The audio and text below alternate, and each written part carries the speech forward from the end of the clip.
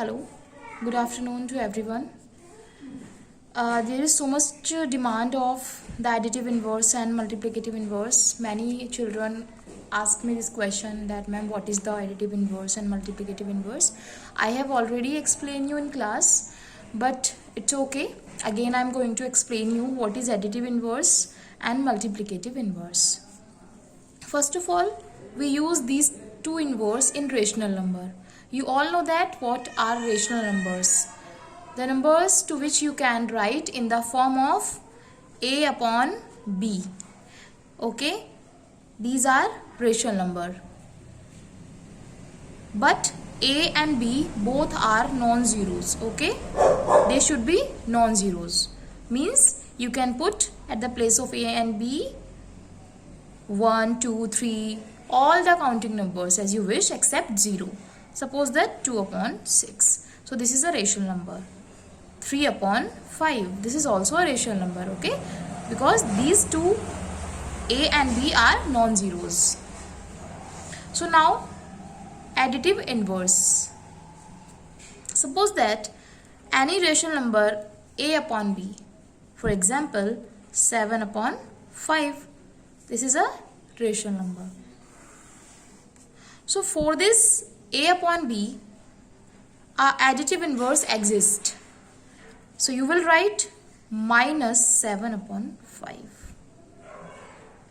Because when you solve any rational number with its additive inverse, the answer always you will get 0.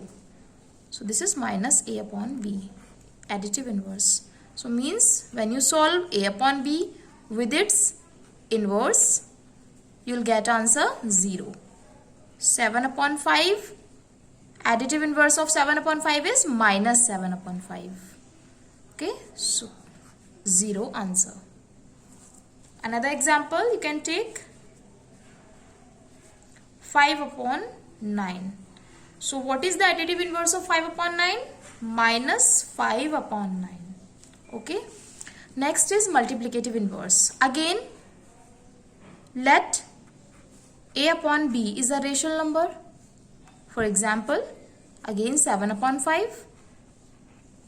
You can take any of the number according to your wish, but now I'll take here 7 upon 5. So multiplicative inverse of A upon B is B upon A. You just inverse. You just do inverse, denominator to numerator and numerator to denominator. Please exchange the places, okay?